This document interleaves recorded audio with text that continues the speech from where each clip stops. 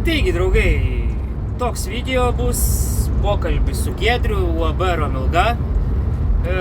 Ir, žodžiu, buvau pasisvečiuose, užklausiau keletą klausimų specialiai dėl jūsų, sakau, nufilmuosiu video ir kad papasakotų į kamerą apie elektrinės. Kokią elektrinę rekomenduotų jisai, sakykim, žmonėms jungtis? Hibridinę elektrinę ar tiesiog kur į tinklą atidavinėja? Kokie niuansai ir dėl ko geriau kuri? Tai žiūrėkit šitą video būtinai. Būtinai uždėkit like, kam negaila, pasidalinkit su draugais, nes jis specializuojasi hibridinės elektrinės ir paprastas, aišku, tas kur tik į tinklą pridavinėja.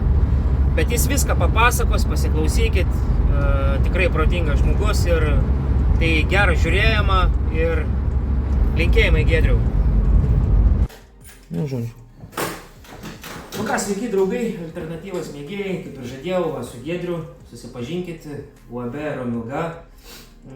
Žodžiu, Giedrius gal papasakos truputį apie elektrinės, dabar žmonės statosi, sakykim, ne hibridinės, ne Giedriu, bet ką tu patartum, sakykim? Jau dabar pradėjo pereiti prie daugiau hibridinių, bet šiaip mes patarėm visą laiką statytis iškart, bent jau statytis hibridinį inverterį, nes tendencijos visos rodo, kad mus vis tiek pririš prie biržos kainos, o kas su biržos kaina dabar vyksta, tai vat šiandien važiavom, važiavom pro mus, ten stovi malūnai, tai dauguma jų yra išjungti vien tam, kad tiesiog yra biržos kaina yra minusinė, kaip ir siunčiau aš tą tą visą nuorodas.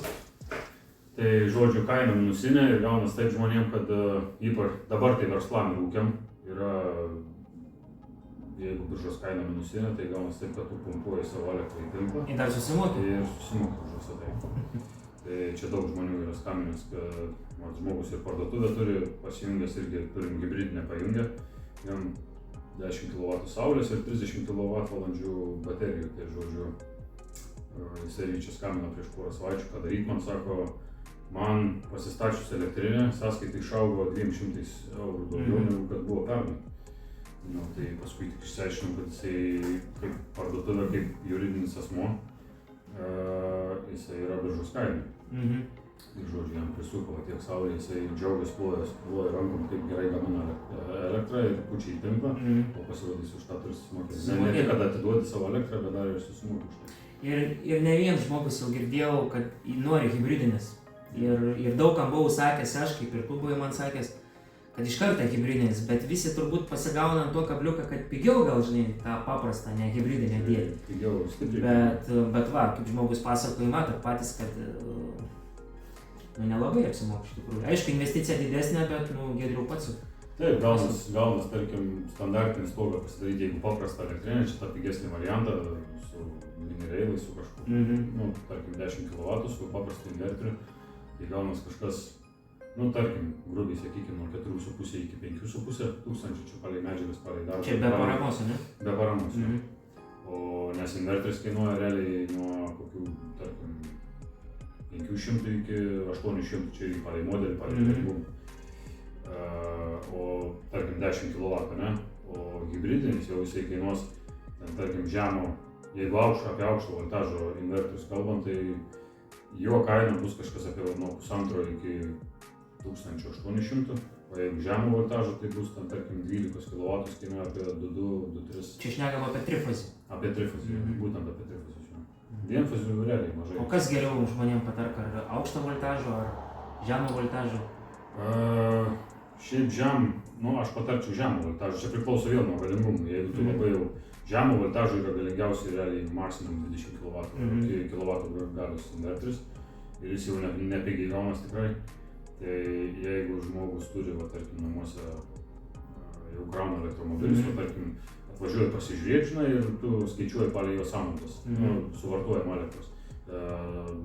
Galios, kaip čia pasakyti, momentinė, kiek jisai gali momentiškai sujungti. Jeigu pamatai elektromobilį, kad turi kieme elektromobilį, tai iškart jau dedi galingesnį inverterį, jau jam greičiausiai, kad 12, tarkim, nebeužteks, nes kiti krauna elektromobilis, tam, tarkim, nuo 7 kW iki 22, man atrodo, lengviausia patelė yra. Na jo. Tai jeigu jisai krauna 7, tam, tarkim, 12 kW inverteris, o tu krauni elektromobilis 7, tau lieka tik 5 kW plus minus. Tai va, tai jeigu kraunas elektromobilį, tai aš skaičiuoju tada aukštesnį, bent jau 15 kW. Jeigu iki 20, tai dar gali žaisti su žemo voltažu, paskui jau aukštesni yra jau aukšto voltažo. Aukšto voltažo labai neįpareigoja, o įstato į rėmus su baterija, nes tu negali prijungti vienokios, prijungti kitokios, žinai. Baterijos biškai brangesnės, ar tas pats? Šiaip beveik tas pats dabar, seniau būdavo tikrai brangesnės. Ir tu negali pritaikyti taip lengvai iš, tarkim, elektromobilių, kaip kad žemų voltažų daug kas daro tą pigesnį variantą. Tai su aukšto voltažu yra sudėtingesnė. Žemų voltažų tai tiesiog tu pliusas minusas. Jeigu nori darai su komunikacija, nori darai be komunikacijos, tai žinau. Tiksliausiai nežinau. Tiksliausiai, kol kas, kaip mes esame darę, tai akumuliatoriai veikia be komunikacijos. Ta prasme, nežinau, ar čia gal daug kas ginčysis čia su manim, bet mes kiek esame pajungę, tai be komunikacijos tiksliausiai veikia. Voltažas yra žemoji norma ir aukštoji norma ir kuo puikiausiai veikia. Nu, nežinau, Giedriau, ką galėtum dar iš savo pusės pridurti, gal būsimiem klientam ar šiaip žiūrovams kažką, pabaigai truputį gal kažką dar. Nežinau, jeigu norit persidaryti, jeigu galvojat, pradėkim nuo to, jeigu galvojat apie elektrinę, apie saulės elektrinę, tai patarčiau įstatyti bent jau pradžiai hibridinį inverterį, kad nereikėtų taip, kad jūs po pusės metų tam, tarkim, pririštų žmonės prie biržos ir jums neatsitiktų taip, kaip dabar verslam ir ūkiam tam, tarkim, skaičiuoja palei biržos kainą. Tai pastatyti hibridinį inverterį ir paskui po kiek laiko jau kaip pririšt mus, tarkim, prie biržos kainos, jūs tiesiog dedat akumuliatorius ir viską. Dar, Giedriau, papasakok žmonėms, gal dingus elektrai, turi vis tiek elektrą, kada jį su akumuliatoriais, sakykime. Taip, tai čia didžiausias pliusas, ypač tiem, kas pas ką dinginėja elektra, ar ten su elektra problemas, ten, tarkim, šokinėja labai stipriai, ar atsijunginėja kažkas paslėpės, mes taip, pavyzdžiui, turim daug problemų. Turėdavom, kol aš prieš 4 metus nepastačiau tos hibridinės, tai pas mus į mėnesį, tarkim, dingsta po 2-3 kartus elektra, būna ir po parą, būna daugiau. Tai aš to nebejaučiu 4 metai.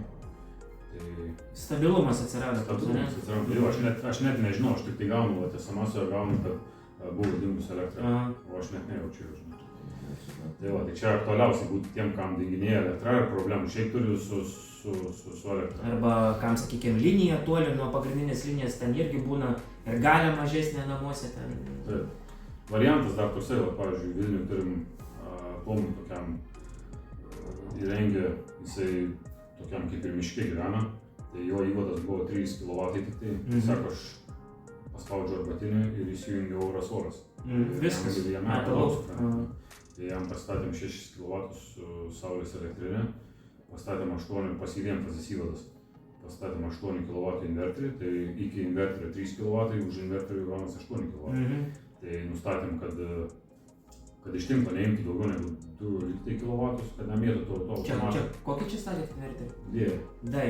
Ne, jo, D. Vienfazis 8 kW. Tai gaunas taip, kad jis dabar jam liniją nutiesti ir gali pasididinti būtų kainavo lygtai, jeigu neklystu, apie 20 000. Kosmos. Tai jisai iki 10 laisvai, tiksliai nepasakys tos sumos, bet kažkas gal apie 8 000 jam kainavo visą šitą pastatyti ir jam daugiau galios kaip ir nereikia. Kompensacija vyksta iš saulės, iš tinklo paduoda 2 kW, jeigu reikia daugiau, jisai prijungia tinklą ir prijungia saulę. Realiai tinklas iš tikrųjų 3 vietoj stovi, tai pareina saulė, akumuliatorius, jeigu neužtenka, tai iš tinklo paduoda 2 kW. Ten turbūt galima daug tų funkcijų yra ten. Taip, yra akumuliatorius gali pasikrauti naktį, naudoti dieną, jeigu ten pigesnis elektros. Tai tiek. Gerai. Iki visiems tada, dėkui Giedriui už pokalbį ir iki sekančių. Iki.